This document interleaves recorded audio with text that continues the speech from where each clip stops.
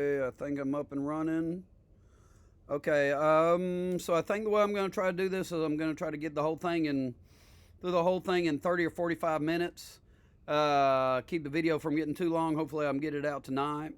And then I'm going to try to. I think I'm going to try to do a second one maybe where I can't decide. You know, I like Braylon's group was doing a good job of kind of going through periods and thinking about test questions, cause and effect, compare and contrast, um, continuity and change. So it's always that combination of the content and then using the content in one of these questions. So let's just get rolling. All right, look at from Ohio Valley to Treaty of Paris. So that's the French and Indian War. So causes are that the French are in Canada, the British are in the 13 colonies. They're fighting over the Ohio Valley. They both want it. The French are land rich and people poor. The British are the opposite. Washington heads out there. He's fighting at Fort Duquesne and Fort Necessity. Pitt's the hero of it. You know, he's going to send more British troops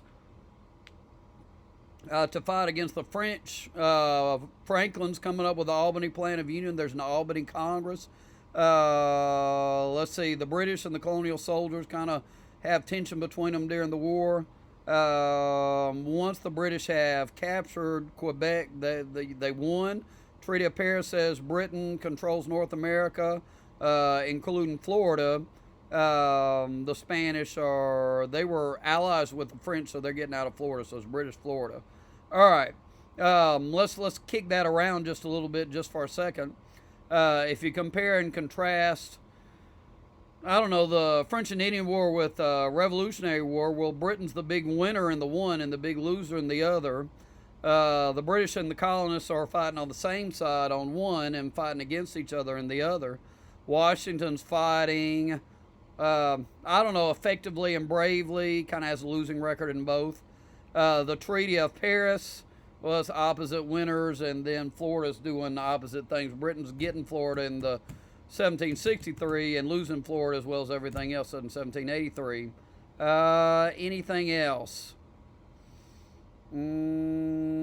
Four different colonial efforts at unity. The Albany Plan, you know, and not enough states signed on to it. It's that political cartoon, Join or Die, Benjamin Franklin. There's going to be a Stamp Act Congress during all these taxes. There's going to be a First Continental Congress after the Intolerable Acts, between the Intolerable Acts and Lexington and Concord. It's going to send the king a list of grievances, and they're going to start storing up weapons. And then there's a Second Continental Congress after the shooting starts, and it's the one that declares independence and kind of runs the government all the way till 1781. Okay, let's see. The question, so we got all these laws. The question we looked at was what was it? Continuity or change in ideas towards independence. Okay, so it was kind of a fun question, remember? All right, so there's some loyalists. The loyalists were like the elite and religious groups, Church of England, the Quakers. All right, and then the laws and the people were kind of the causes of it, the bigger causes of it. So laws, you're going to enforce the Navigation Acts because you got the debt. Proclamation of 1763, going to be broken, you know, because there's Indians out there in the West, going to be broken by Daniel Boone going on into Kentucky. So there's a person that's kind of leading opposition to the British. Person number one. All right, Sugar Act, it's just kind of enforcing the Navigation Acts. The big one's the Stamp Act. There's a Stamp Act Congress, so that's the second of the efforts at colonial unity, and that's a big deal because, you know, the colonies are very different places. You know, Puritan Massachusetts, very different from Jamestown. Sons of Liberty boycotting, intimidating the tax agents. Sam Adams, John Hancock. There's colonial leaders, troublemakers that are leading things, pushing folks more towards independence. The Daughters of Liberty, we know that they're making the clothes. All right. The law pattern is there'll be a law, there'll be a backlash to the law. The colonists get mad. Sons of Liberty, So Stamp Act, backlash, Sons of Liberty. Back down, they get rid of it, they repeal it. Crackdown, the Britain tries to show them who's boss. So the show them who's boss is the Declaratory Act. We gotta, there's gonna. The British have the power to pass laws that they want to. So leading up to the Revolutionary War, there's both continuity and change. There's continuity in this pattern: pass a law, backlash, back down, crackdown, and it happens about 3 times. All right, but each time they're getting closer and closer to being radical and wanting independence. Okay, Townsend Acts, glass, lead, paper, paint, and tea. All right, leading to that was 1767, leading to the Boston Massacre, 1770. They're throwing snowballs, cussing, fussing. You know that. So they get rid of all the taxes except the one on tea. So the Boston Massacre is like the backlash. The back down is the repeal of all the laws except for the tea. Then the crackdown is going to be the Tea Act. So then the backlash, the Boston Tea Party. All right, then the crackdown. This time they skipped the back down. Tolerable acts of closing ports and legislatures. All right, First Continental Congress sending their grievances. The colonies are united. They're storing up weapons. Lexington, Concord. Sons of the Minutemen at Lexington, shot heard around the world. Paul Revere tells everybody that they're coming for the guns at Concord. All right, people in large numbers want independence with 1776. Common sense. So you got people leading this thing: Thomas Paine, Thomas Jefferson. Common sense. Britain's too far away. They're smaller than we are, and blood's been shed. 'Tis time to part. Declaration of Independence. This social contract idea. Government's supposed to protect our rights. The really, really famous paragraph that's kind of the contextualization for any reform movement. The Second Great Awakening, the abolitionists, the women's rights. The progressives. New Deal, civil rights movement, any big reform movement's going to kind of, Gettysburg Address going to kind of trace its contextualization all the way back to Declaration of Independence. All right, during the war, Franklin's a diplomat flirting with French women. Can I move this thing down a little bit? All right, Washington has his big moments. He's got a losing record in the battles, but he crossed the Delaware. Hey, that was the Battle of Trenton and Princeton. Christmas night, gets them through the winter of Valley Forge. Saratoga is the turning point of the war. After that, the United States gets French help. Cornwallis surrenders at Yorktown. What do you compare?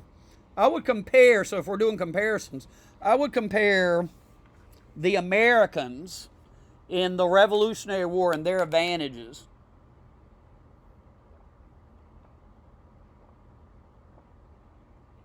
Just drank a lot of water. Sorry about that. They got good leaders. They believe in what they're doing, and they got home field advantage.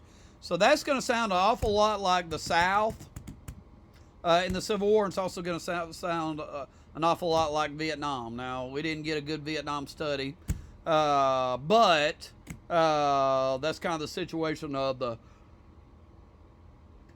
North Vietnamese. And in each of these cases, they're fighting against somebody with superior resources. And the only time the one with the superior resources wins is the Civil War. So there's some comparison across time there. We want to try to do comparison across time because it's one question, so it might try to encompass multiple time periods. Okay, so then you got government stuff. Articles of Confederation, our first plan for government. Can't regulate. Let's see. It's got one branch, the legislative branch.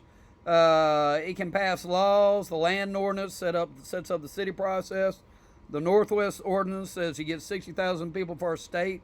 Those are the two big achievements. No slavery in the Northwest Territory. No rest. The government can't regulate trade. Can't enforce laws. No executive branch. Can't settle disputes between states. No judicial branch. Can't tax is a big one. All right. So they had the big meeting. Constitutional Convention. Madison's the father of the Constitution, proposes the big state plan.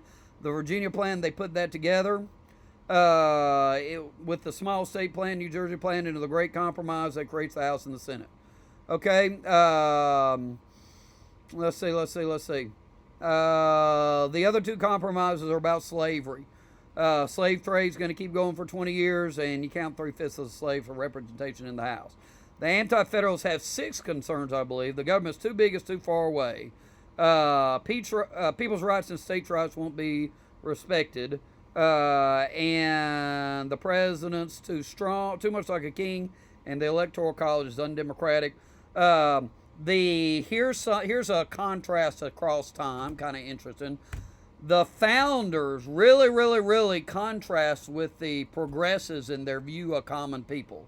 The founders see the common people as Shays' Rebellion, kind of hillbilly in the,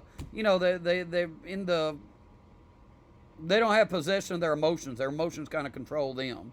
Whereas the progressives, and so what you need is elite like George Washington, James Madison, Alexander Hamilton running things. And so like only the House of Representatives is Democratic. Everything else is a little steps away from the people a little bit. The progressives see the elite as the party bosses and the industrialists. So populists and the progressives very much, the Jeffersonians, Jacksonians, populists and progressives and New Deal very much trust and kind of put the common white man in a special place. And so does Trump.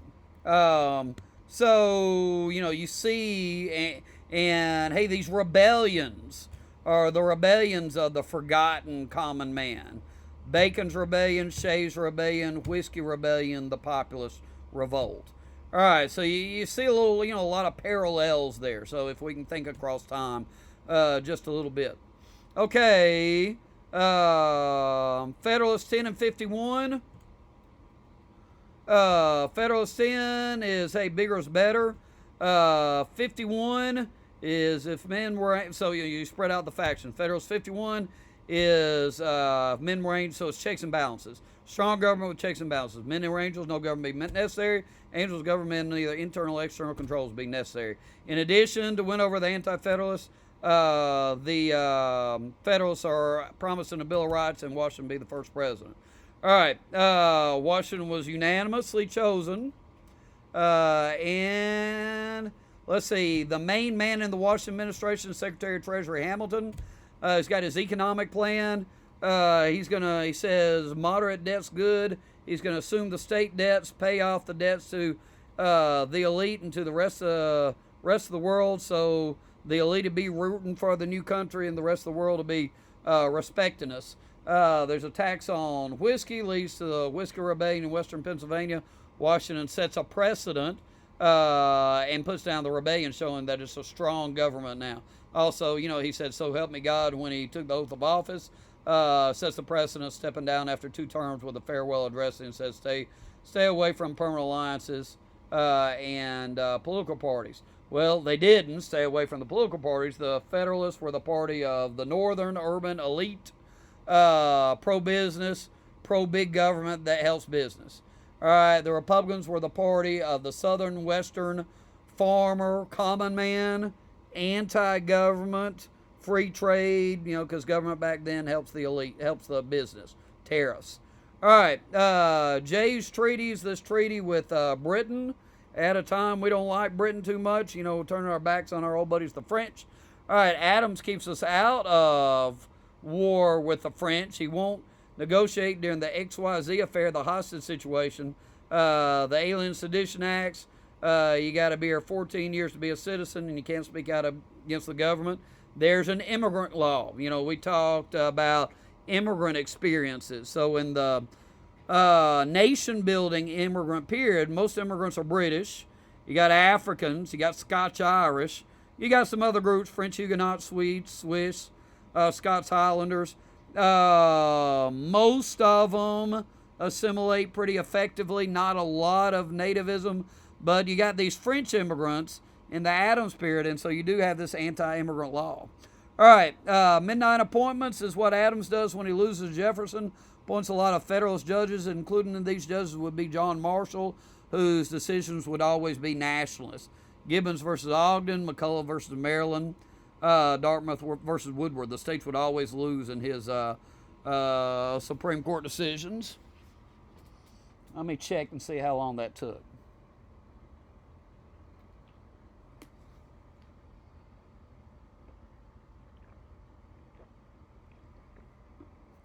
Okay, I think what I'll have to do is just tell you about all this stuff.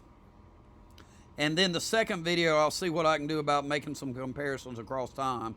Because I think that took about 15 minutes, and I need to be going, maximum of 10 minutes a period, I think. Okay.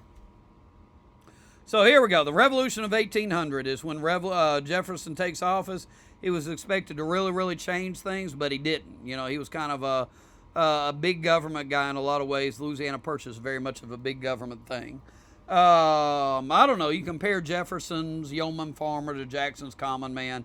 Louisiana Purchase, he's getting it from France, real cheap. Napoleon wants to unload a lot of land. He's frustrated with Western Hemisphere. Lewis and Clark go out there to map it out. Monroe and Livingston make the deal. Jefferson felt like there wasn't time to amend the Constitution. Napoleon might change his mind. And it's going to set up this frontier for the yeoman farmer for forever. Which would be good for the character of the nation because nobody has a good character as the yeoman farmer. All right, so second term, you got this impressment going on. Jefferson, Britain, and the French are doing it. Jefferson's going to pass the Embargo Act. And it shuts, it's a bad economy. It shuts off trade with everybody. All right, the War of 1812 was caused by impressment by the British. The British are impressing American sailors. Also, they're giving guns to Indians, in particular Tecumseh out there in the Northwest Territory. His half-brother, the Prophet, wants to keep Indians away from the influences of American culture, Christianity, and alcohol. All right, the war doesn't go well, generally speaking. Attack Canada. We lost. Washington, D.C. got burned the only time. Star Spangled Banner was written about the attack on Fort McHenry. Harrison and Jackson are the heroes, both of them fighting Indians. Harrison's winning at the Battle of Tippecanoe. They'll both become president. Jackson is the hero of the Battle of New Orleans, where he's got like Tennessee Volunteers as well as pirates defeating the British. Treaty of Ghent, passed in 1814, ends the war in a tie. That and that's the only war we got to worry about that's a tie. Korean War is a tie. It's outside our time periods. All right, Clay's American System. So what's coming out of the treaty? This air of good feelings, strong economy. The American system is going to be tariffs, second Bank of the U.S. and transportation improvements, highways, canals, Erie Canal. Clay's a nationalist, wants to tie the country together. The Missouri Compromise resolves the question of whether or not slavery is going to grow. It's not going to be above 3630. You're going to keep the balance of free states, slave states. Missouri's going to be a free state. Missouri's going to be a slave state. Maine's going to be a free state. Air of good feelings is coming out of that. It's a good feelings because nobody's fighting over politics. Hartford Convention killed the Federalists. Stood up to the British, and you got a strong economy. Monroe is kind of the president for our air of good feelings, and he came within one electoral vote of getting elected unanimously. Scoot this thing down. And maybe I'll make it a little bit bigger. That's probably, I can't tell what it looks like on the video. Okay, but that's better, isn't it? All right, so then you got the market revolution. Market revolution, we kind of compared the market revolution and the industrial revolution of the Gilded Age. Market revolution, you're producing for somebody far away. All right, it's happened, the industry is in New England.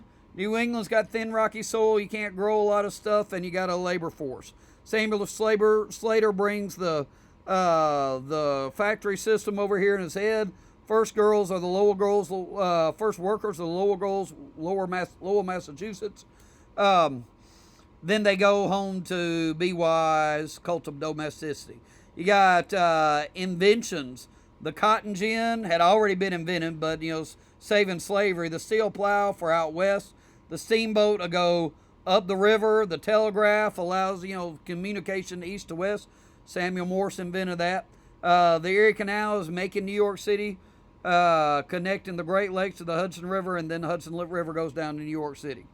Named after Henry Hudson, the explorer. Remember him? Dang it, wanted to go down, up rather than down.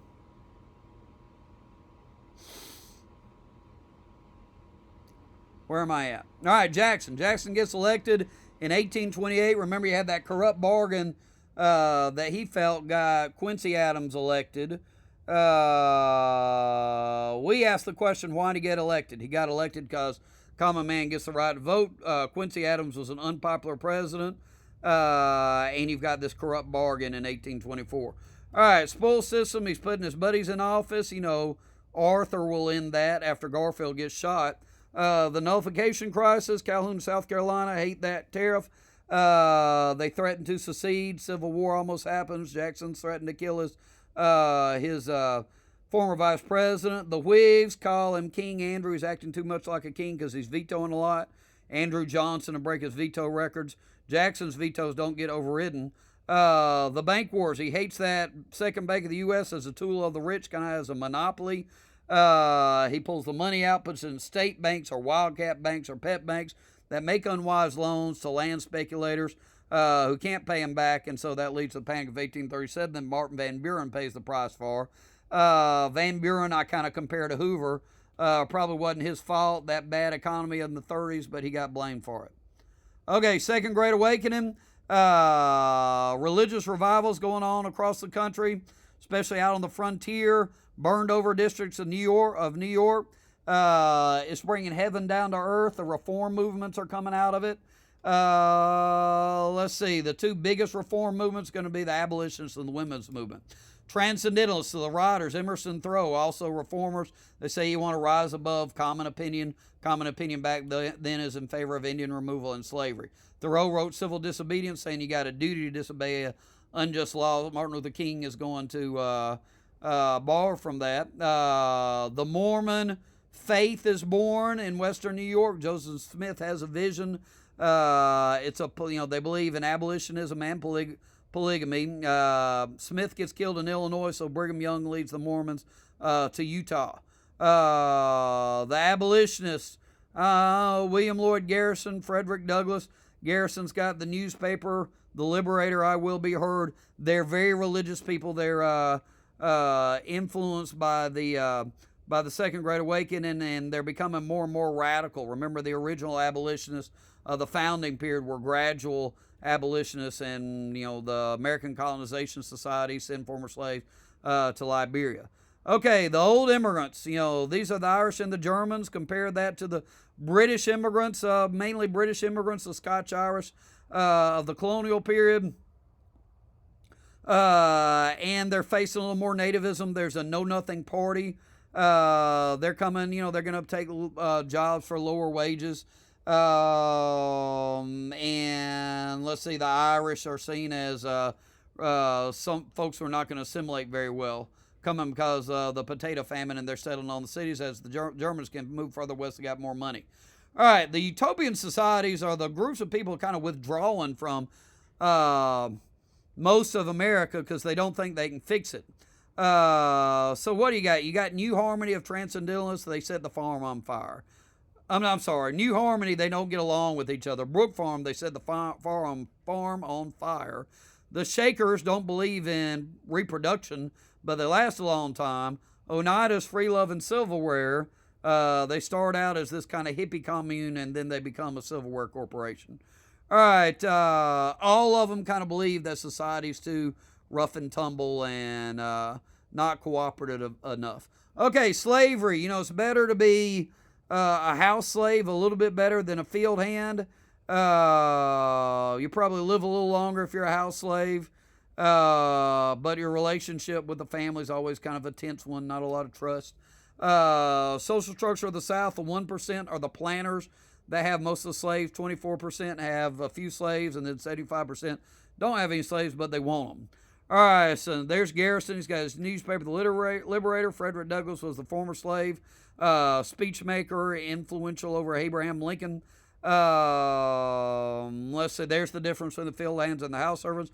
Slave resistance, you could have an uprising, Nat Turner, but that's going to get you killed. Running away, get you whipped. so more likely to work slow, break the tools, pretend to be sick.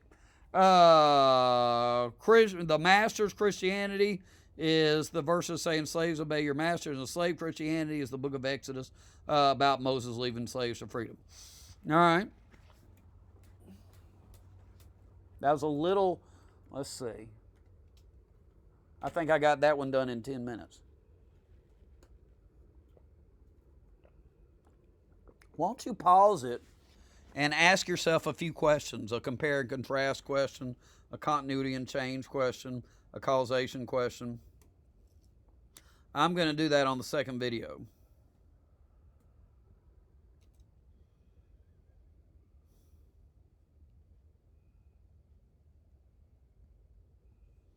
Do not understand why that arrow button doesn't work.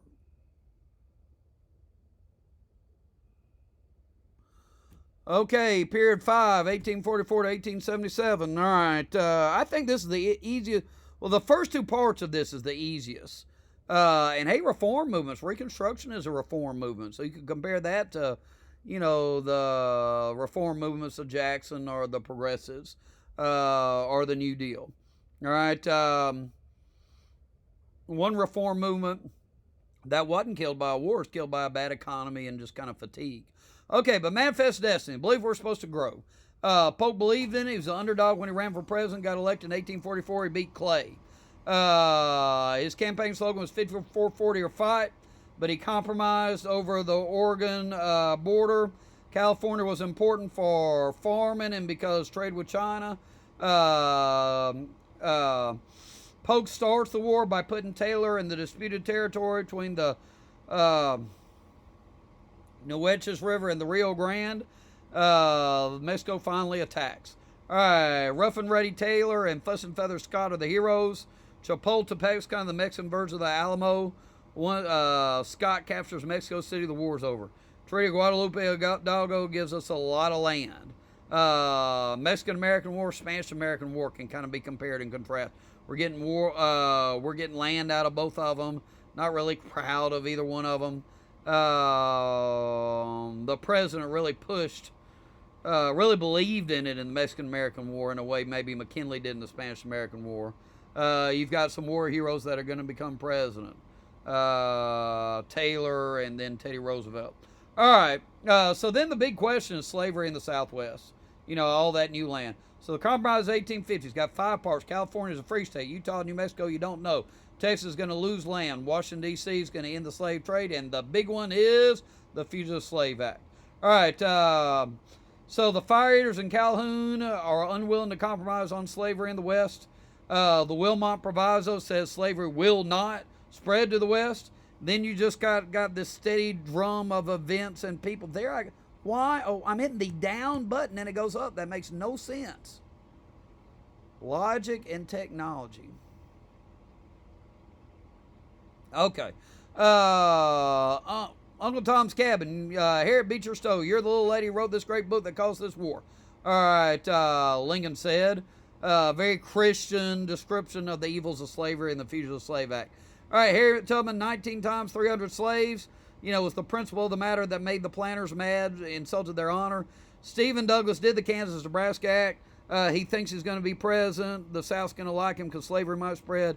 North's going to like him because transcontinental railroads coming out of the North. It backfires. They vote in Kansas. Both sides claim they win. They have a civil war there. It's called Bleeding Kansas. Pottawatomie Massacre. John Brown's hacking up people with his broadswords. Brooks caned Sumner after Sumner made the crime of Kansas speech. Dred Scott, 1857, you can take a slave anywhere you want to, which, according to Lincoln, means there's no way to limit the spread of slavery. He runs against Douglas for Senate in 1858. He loses, but makes a name for himself. All right, John Brown, Harper's Ferry, trying to start the slave rebellion in this place where there's not many slaves, but there's mountains he can hide in. He's seen as a martyr by the North and a terrorist by the South. Lincoln gets elected in 1860 on the center-left position of containment of slavery, not abolition of it. As soon as he gets elected, 7 southern states secede: South Carolina, Georgia, Florida, Alabama, Mississippi, Louisiana, Texas. All right, if we go up,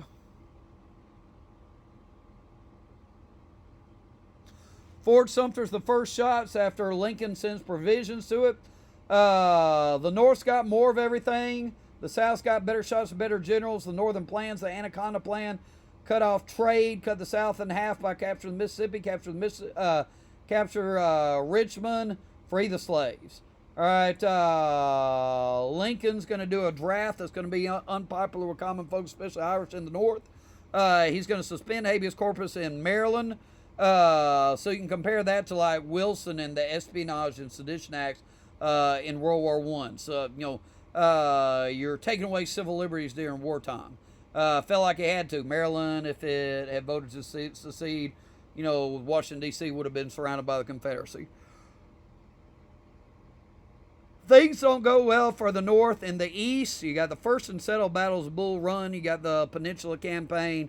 Lee's fighting well. Jackson's fighting well. Stonewall Jackson, McClellan's training well, but he won't fight. Grant does better in the West. Fort Henry, Fort Donelson, Shiloh. Turning point battles. The two battles where Lee's trying to get Northern Territory to try to get British help. And Antietam and Gettysburg. Other turning point battle, and he screws up in each. Remember, he drops his plans at Antietam, Pickett's charge at Gettysburg. Vicksburg, there's the siege. Then the Mississippi River's captured. Emancipation Proclamation as a war measure. It's going to send Southern generals back home to the plantations. It's going to encourage the slaves to run away. They're legally contraband. They're being used by these rebels in their rebellion effort. There's going to be a need for a 13th Amendment after the war's over. All right, it was passed after Antietam. Had to have a win. Gettysburg Address, he's referencing the Declaration of Independence, talking about a new birth of freedom and telling, the gathered families there that they had to finish the job. We here highly resolve these dead shall not have died in vain. So up to us is for us the living, rather be dedicated here to the great task remaining for us. From me the honors dead, we take increased devotion to that cause for which they gave the last full measure of devotion. So you got to finish the job. All right, let me see. Appomattox, that's where the surrender takes place. So then you got Reconstruction. All right, Reconstruction, continuity or change. And it's going to be continuity. It's going to be economic continuity throughout Reconstruction. Former slaves have the same jobs. And it's going to be political continuity after some change. So it's going to change, but then it's going to change back. All right, so early on, the presidents want to go easy on the South. Lincoln wants to forgive the South. Malice towards none, charity for all. The 10% plan. But then he just killed Johnson, the Southerner, wants to let the South back in with the black codes. You have to work on a plantation. You can't quit because you're staying in debt. You can't own a gun. You can't meet at night. It's a lot like the slave codes. Civil Rights Act is passed to end those things. Freedmen's Bureau provides education and food, health care for the former slaves, but no land, which is what they really needed. All right, so then you get the change because Johnson's a lousy politician. The radicals take over. Congress is in charge. They pass the Civil Rights Act. He vetoes it. They override the veto. They pass the Military Reconstruction Act. He vetoes it. They override the veto. South's divided into 5 military districts. They pass the Tenure of Office Act. He vetoes it. They override the veto. He breaks it. They impeach him. They come with one vote of convicted him. But then Grant becomes president in 1868. He puts down the Klan that rises up against the 15th Amendment. 14th and 15th Amendment are significant political change. Former Confederate leaders like Robert E. Lee can't vote, but their slaves can. So that's big time change. Carpetbaggers and scalawags are helping with it. But then you got the backlash. So the Klan comes along. Grant gets rid of it. But, the racism, the resentment of the corruption of the carpetbaggers and the scalawags, or perceived corruption, and then the bad economy, the panic of 1873, everybody turns against the Republicans. And so with 1877, things change back until you end up with the Jim Crow laws.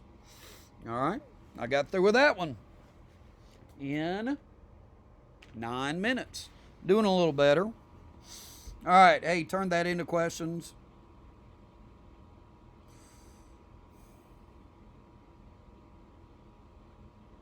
I'm going to take about 20 seconds to breathe.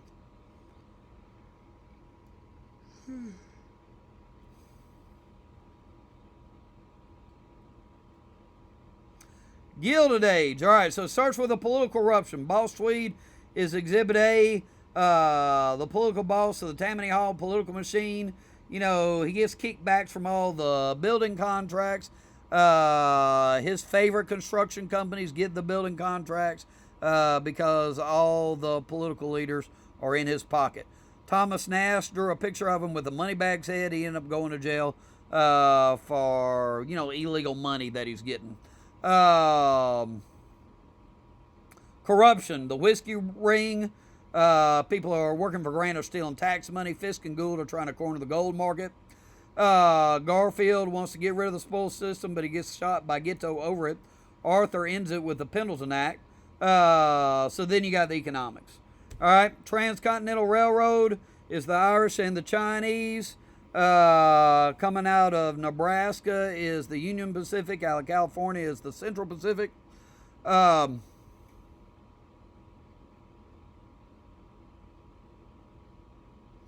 Leland Stanford drives the last spike. It's a golden spike through a silver rail. All right, let's see. Where are we? All right, so then the first of the industrialists is Vanderbilt. He's a railroad man. He's got the New York Central Railroad, Grand Central Station's there. Rockefeller's got Standard Oil. Remember, it sets the standard. It's not going to blow up your house. Carnegie's got steel, a Bessemer process. You're blowing cold air on hot iron, and it looks like hell in there. So that's like the technology's there. All right, inventions help the railroads: air brakes, standard gauge track, the Pullman cars, time zones. J.P. Morgan is the banker who buys Carnegie Steel, turns it into U.S. Steel. These guys use monopolies and trusts, and they edge out the competition. All right, the efforts to control the big businesses are very feeble and unsuccessful. Sherman where is it? Where'd it go? ICC is supposed to regulate the railroads, but railroad guys are on the commission, so they don't. Sherman Antitrust Act gets used against Eugene Debs and unions rather than big business. All right, the working conditions are hard. Looks like hell, long hours, low wages, low pay, child labor is in the coal mines. All right, the New South is the industrial South. Henry Grady talks about it. He's the editor of the Atlanta Constitution. Booker T. Washington makes the cast down your bucket speech, known as criticized as the Atlanta Compromise. Southern industry, hire African Americans, stay where you are, don't move north or west.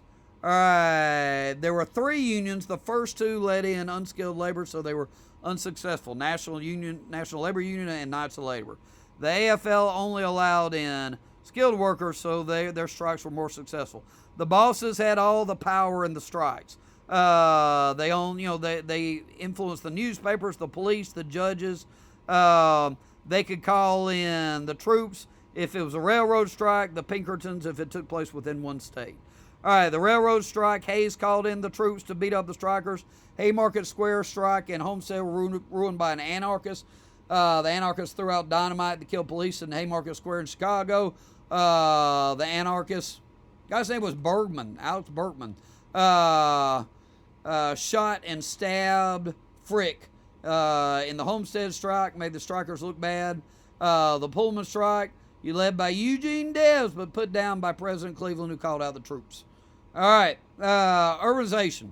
All right, things bringing folks to the cities: jobs, conveniences, leisure activities, electricity. All right, the new immigrants are coming. Advertisements and letters are coming.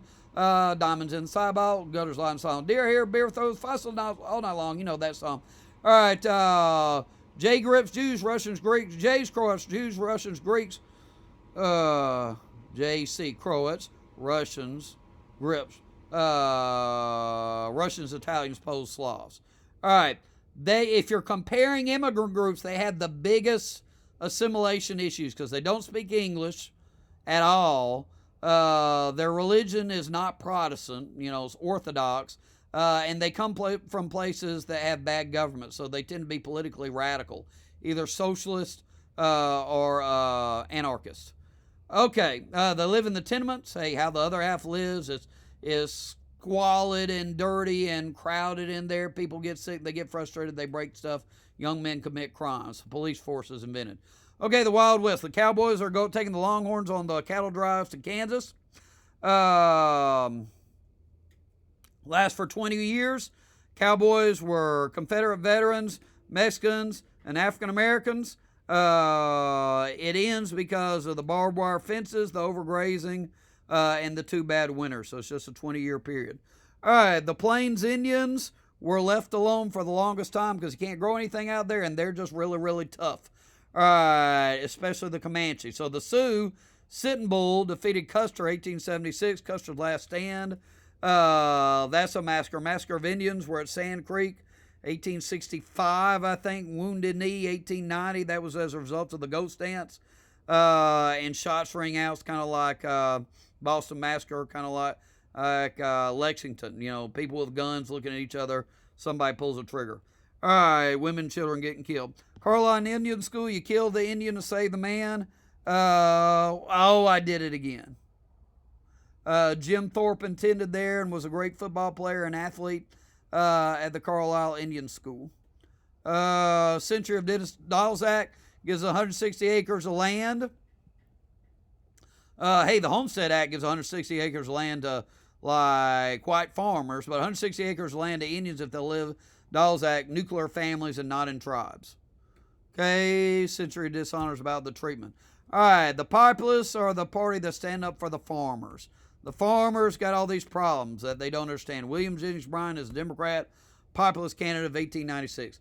Farmers, the weather gets them. It could be too cold, it could be dry, it could flood. You could have the boll weevil eating the crops. They could produce too much, driving down the price.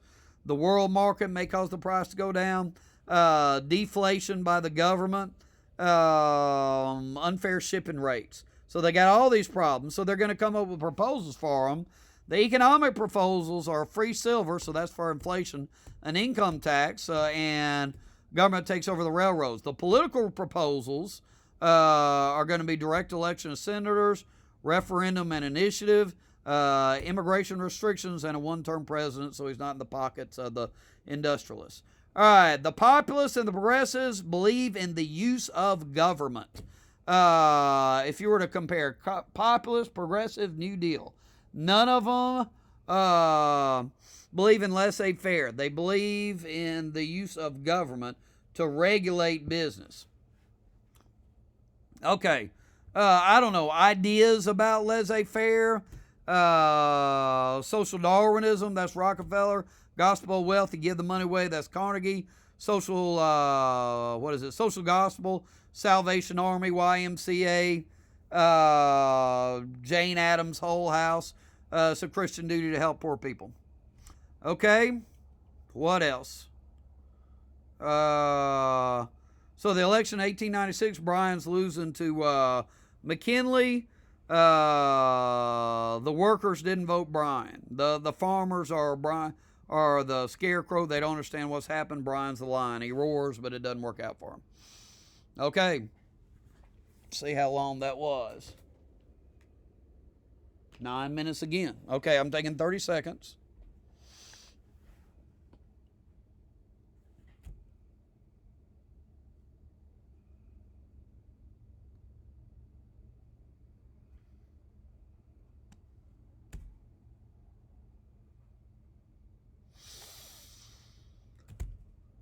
Okay, so I'm going to do this one, and then I'm going to rest. In the morning, I'm going to get up early and kind of make one doing some reasoning stuff, kind of thinking about the question format again. So hopefully, this one will be done, by the time some of you go to bed. And when you get up in the morning, both of these things will be ready for you. All right, here we go, last period. All right, imperialism causes.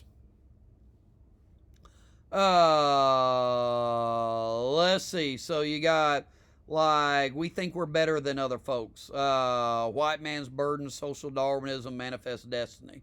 All right, markets, China. We want to trade with China. Power. Imperialism is going on in the rest of the world. We kind of want to announce our presence on the world stage. Teddy Roosevelt.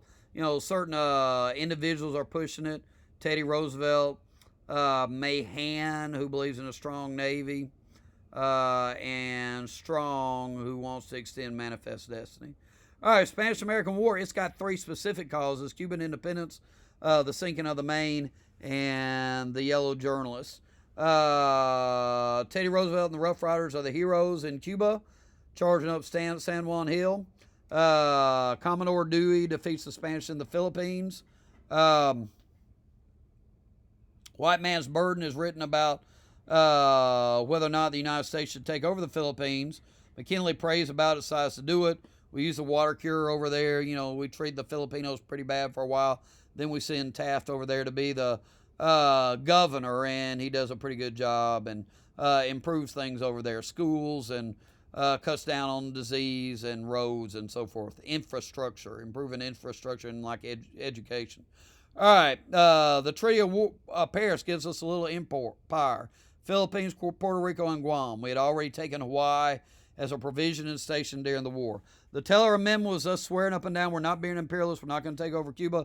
Platt Amendment is us kind of taking that back, saying we can intervene with Cuban affairs anytime we want to. Roosevelt's an imperialist. Big stick diplomacy. Big stick is his Navy. He's going to invade countries when he sees fit. A Roosevelt corollary is he'll be the tax collector. If Latin American countries owe Europe money, builds the Panama Canal, creates the country of Panama out of Colombia in order to do it. Mahan and Strong are the two imperialists. Strong believed in extended manifest destiny. Mahan wanted a big navy. All right, Roosevelt wins the Nobel Prize, making peace between Japan and Russia. All right, sends the Great White Fleet around the world.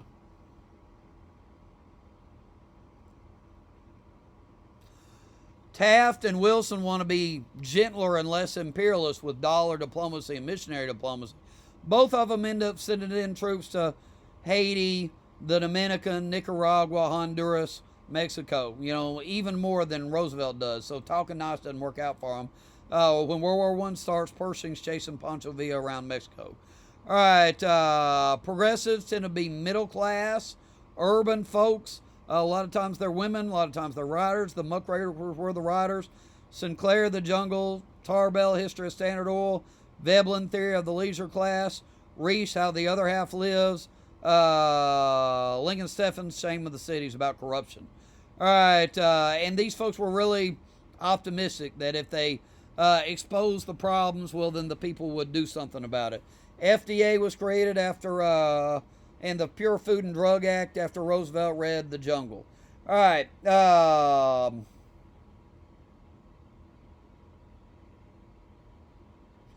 So, what did that question say? Was there more continuity or change?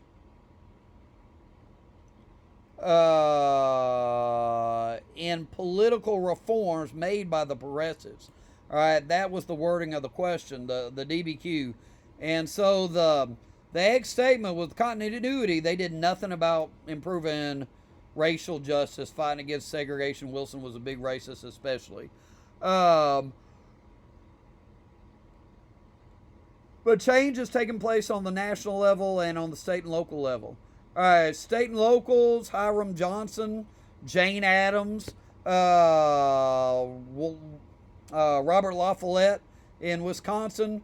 The Australian Ballots, the Secret Ballot Initiative, voters initiate it and vote on the measure. Referendum, the leaders come up with it, the voters vote on it. Recall, you keep the guy out early. There was a governor, I think he was in South Carolina, who got recalled in the 20s when farmers were having a hard time. South Dakota, I'm sorry. All right, Amendments 16 to 19 are national progressive measures.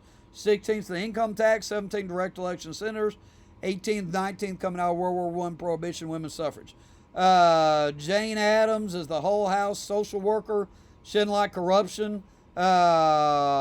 She's good to the immigrants. You know, she's rolling out the welcome map for the immigrants, for the new immigrants. And what else do we want to say about her? She's in Chicago. Whole house, starting the settlement house movement. All right, Carrie Nation does the hatchetations. She prays over the bar and then chops it up. She's a big, tall lady. The square deal, the 3 C's. So this is national stuff. Consumers Corporation Conservation sues the trust 44 times, calls himself a trust buster. Taft sues the trust more, 90 times, sues the big boys, U.S. Steel and Standard Oil, breaks up Standard Oil, sets aside more land for conservation, but not conservation is enough in Alaska for Pinchot and Roosevelt. So Roosevelt runs against them, form a political party, the Bull Moose Party, also known as the Progressive Party. The Republicans split the vote. Wilson gets elected. The New Freedom Program is his progressive legislation to help small business. All right, sets up the Federal Reserve that can expand or contract the money supply, which is what Brian wanted to do with silver.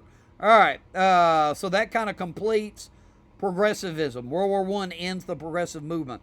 Causes of World War I: nationalism, militarism, imperialism, the alliances, the assassination of Franz Ferdinand. American entries: sinking of the Lusitania, Zimmerman telegram, unrestricted submarine warfare. Wilson tried to be neutral in thought as well as deed. Because it's bad fighting, trench warfare and gas, high fatality rates. You know, the defense always wins. The Espionage and Sedition Acts, once he gets in, he's all in. War to end all wars, the war to make world safe for democracy. Hey, let's throw in Hoover and voluntary rationing and feeding starving people in Belgium.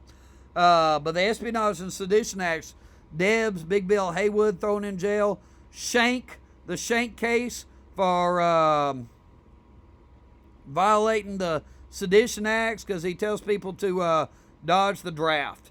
All right, the Great Migration's taking place. So you got this stuff going on at home. Ooh, I almost hit the down button. I got to hit that button. Crill's in charge of propaganda. Women, single women are working in the factories making weapons. The Great Migration gets started. Alice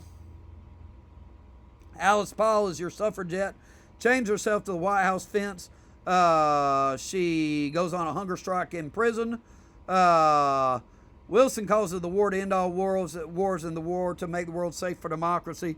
Treaty of Versailles, very tough on Germany. Kind of leads to World War II.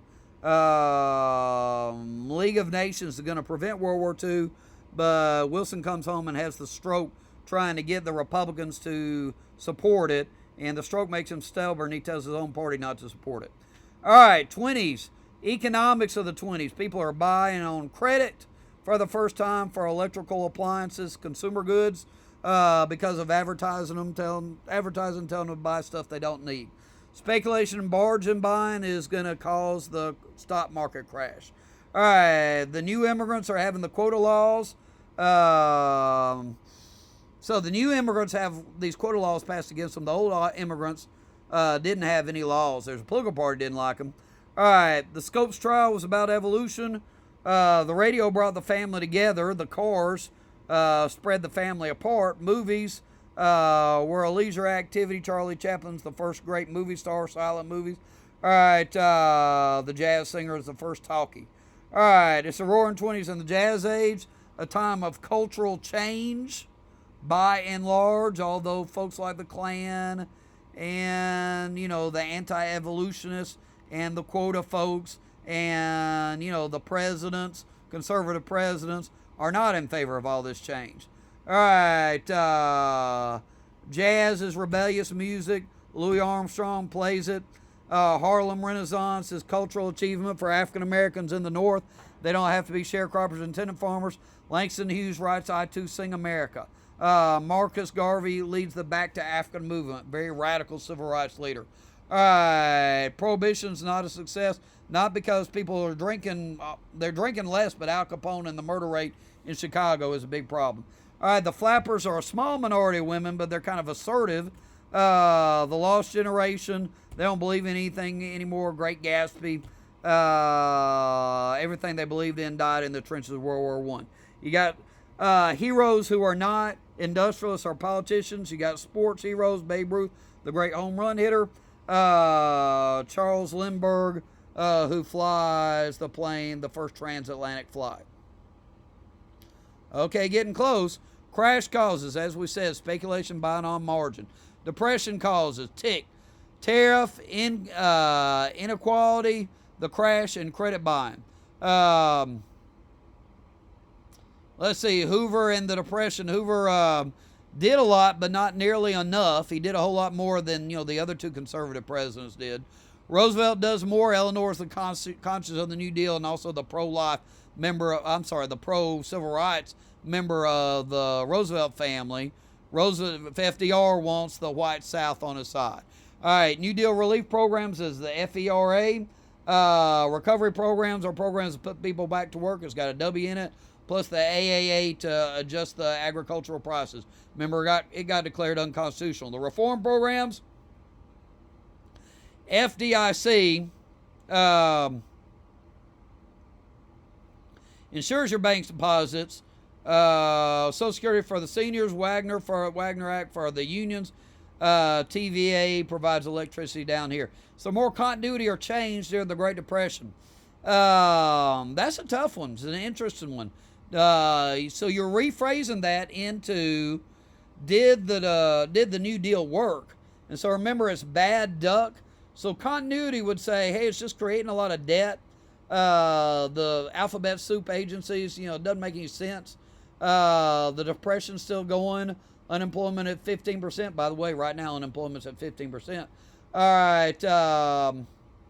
Undermine the work ethic. So, almost bad change. And then nothing on civil rights. Just like the progressives, Roosevelt's doing nothing on civil rights. It would take Lyndon Johnson in the 60s with the Great Society to do that. The folks that are saying it's real change, it's fish. So it's feeding people. It's more equality. Less of this hierarchical social structure. Save pre-intervise. Give men self-respect again.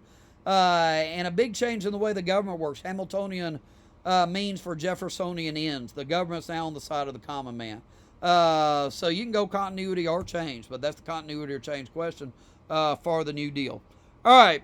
World War II. The Depression leads to the rise of dictators in Germany and Italy. These folks are expansionist and militarist. Nobody wants to stand up to them. The U.S. is isolationist. Britain and France are appeasing Hitler at Munich. Let him have the Sudetenland. Roosevelt tries to stay neutral. Then he moves towards cash and carry. Then finally he's just loaning things to the British. Pearl Harbor, December 7, 1941. Because we put the embargo on Japanese war materials after their invading Indochina. All right, the immigrants were more united in World War II than in World War I because most of them had lived here for a while. That's like the unintended benefit of the Quota Act. Rose of the Riveter is married ladies. So ladies and African Americans are both working in factories. During World War II, the Great Migration is still going on. Double V, African Americans are fighting racism at home and abroad. The Japanese are kind of the exception to the happy immigrant story, treated worse even than the Germans have been in World War I. The Zoot Suit riots, also kind of an unhappy immigrant story. These folks are not obeying the voluntary rationing. The forced rationing, using too much thread. All right, the wartime spending ends the Depression. So that's unlike World War I. World War I wartime spending is not ending a bad economy. All right, D-Day, June 6, 1944. You got to take Europe back from Hitler. The Holocaust, we didn't do enough about it. Roosevelt didn't do enough about it till after the war. The atomic bomb, Truman felt like it would save American lives so he wouldn't have a D-Day because Japanese don't give up. V-Day was victory in Europe. VJ Day, victory in Japan after the Japanese surrendered. Okay, hopefully that came in. I bet it's 50 minutes. Let's see.